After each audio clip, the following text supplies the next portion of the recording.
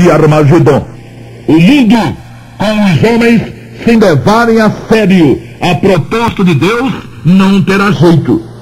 O jeito será fazer o que o Senhor Deus terminará fazendo, mas só depois do milênio messiânico, durante o qual o próprio Jesus reinará, quando haverá justos gritos por paz, ouvidos em todos os sentidos e em todas as direções.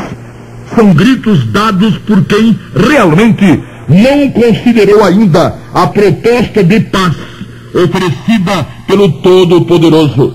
Os gritos por paz são gritos pela paz social, são gritos pela falta de segurança urbana.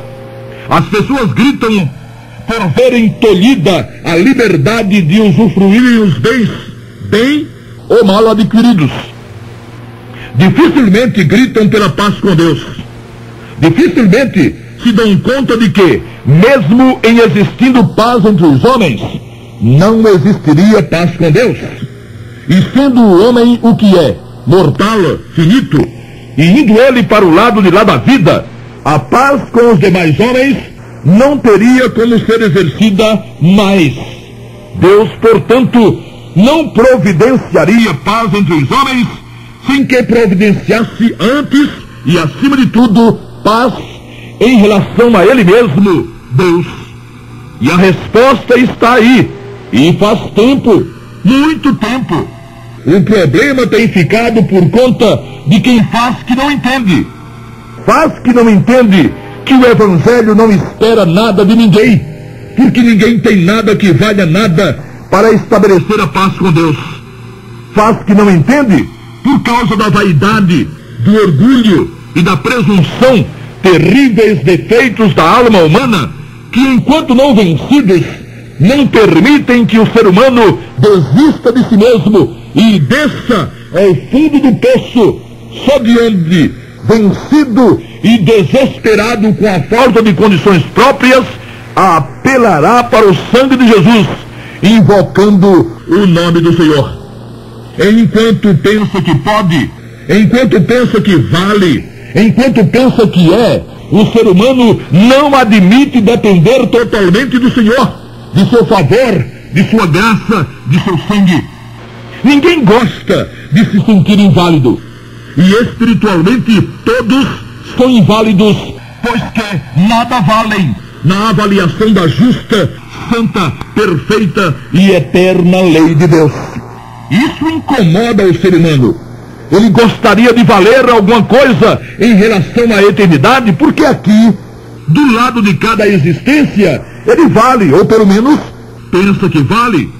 Vale diante da família, vale diante dos amigos, vale perante a sociedade, vale politicamente, vale por seu dinheiro, vale por ser o que é ou quem é. Só que quando o corpo desce à sepultura, tudo o que ele valia deixa de valer. Fica alguma saudade por alguns dias naqueles mais chegados. Fica uma fotografia na parede para que ele não seja esquecido tão depressa. Fica a briga dos que ficam na repartição do que ele deixou. E o que mais fica? Ficam os restos mortais. Mas quem é que quer saber dos restos mortais de ninguém? E o que ele vai levar consigo vale quanto diante da justiça divina, mesmo que tenha sido ele do lado de cada vida figura proeminente de projeção, de importância social, política, empresarial, etc. Ele está em paz com Deus? Considerou ele em vida a necessidade de estar e de ficar em paz com Deus? Se ao morrer jazesse o homem no esquecimento, como creem os seguidores da Torre de Vigia e de Ellen White, o prejuízo nem seria tanto. Mas em assunto dessa natureza não se brinca. A teoria de um sono para o espírito ou de um esquecimento pós-morte já trouxe tremendos prejuízos para quem nela acreditou e já partiu. Nem dá para imaginar o desespero e a vergonha de tais pessoas por terem se deixado iludir tão facilmente. Os demais não perdem por esperar. Perderão sim qualquer esperança depois que se forem. A morte do corpo põe fim apenas ao corpo e à alma, jamais ao espírito, criado à imagem e semelhança do Altíssimo. Quem acha que não, vai ter como conferir. É com essa situação que o Senhor está preocupado.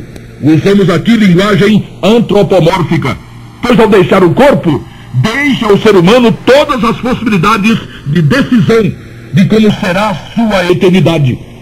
E a preocupação do Criador foi em tal escala que ele admitiu e permitiu a encarnação e a morte do próprio Filho, por ser essa a única forma possível de resgatar o homem afastado dele, Criador, pela culpa do pecado. Com isso, o Senhor tem preocupação, mas não com a situação político-partidária de qualquer país. Além do mais, a altura que vive ou que está a humanidade do cumprimento das profecias milenares. No apagar das luzes da história da igreja, não faz o menor sentido homens que deveriam estar preocupados com a situação eterna de vidas preciosas e estudando as escrituras sagradas para contribuírem com a pregação da verdade bíblica,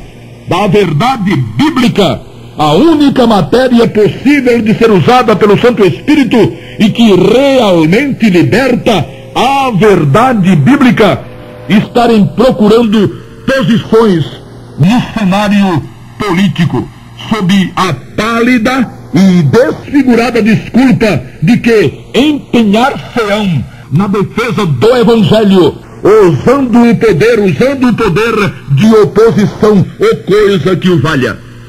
O tempo de permanência dos remidos deste mundo deve ser, a essa altura, extremamente curto. Logo, o tempo de que os remidos dispõem para colocar a verdade ao alcance das pessoas também é curto. Falta a Laodiceia visão escatológica. É certo existirem muitos falando de Jesus. O problema é que existem pouquíssimos falando bem do Senhor. Falam de Jesus por aí noite e dia. Falam das curas que ele é capaz de realizar. Falam da prosperidade que ele é capaz de propiciar. Falam das maravilhas que ele é capaz de executar, das coisas fantásticas que foram criadas. E até falam da salvação que ele veio conquistar.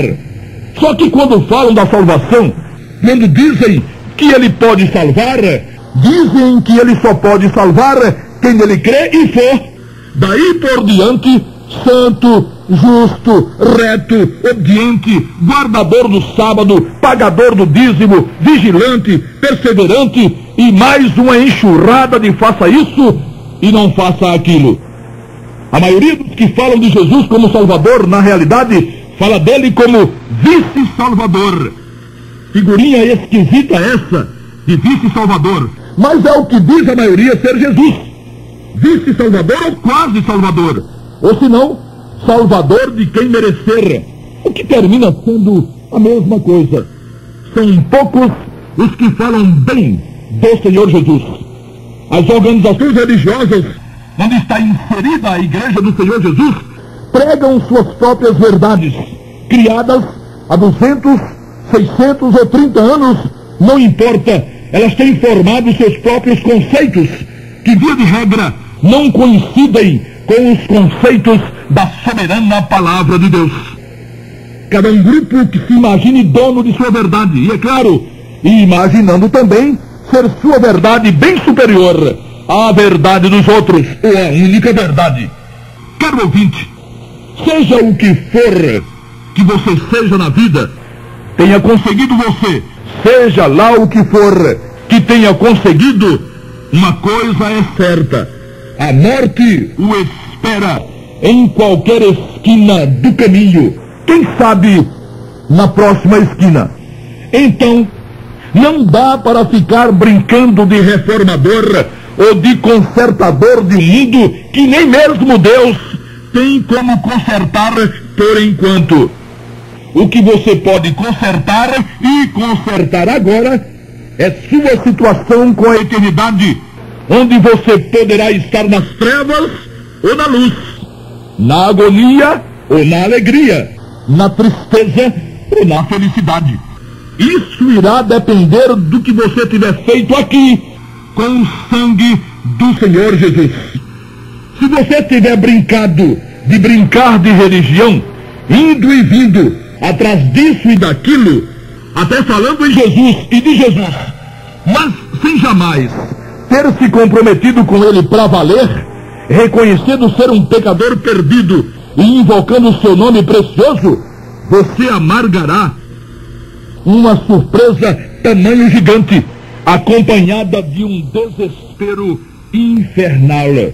Agora, se inteligentemente, sem se meter a gaiato, você se reconheceu ou se reconhecer um zero depois da vírgula moral e espiritualmente, e tiver apelado para o poder do sangue do Filho de Deus, invocando o seu nome, pura e simplesmente invocando o seu nome, você vai estar na glória como 2 e 2 somam 4. O sangue de Jesus garante isso sem qualquer possibilidade de erro. Permita que seus neurônios captem a seguinte verdade: Deus, o Criador, o Todo-Poderoso, a quem todo homem deve a conta de seus pecados, só se satisfaz com o poder do sangue de Jesus. E se você partir deste mundo sem ter apelado pessoalmente para o sangue de Jesus, você estará sem jeito, mesmo que tenha procurado milhares de religiões. Cuide-se enquanto é tempo e enquanto há tempo. Ponha Jesus em sua vida, invocando o seu nome, e você receberá os benefícios eternos do seu preciosíssimo sangue. Amém.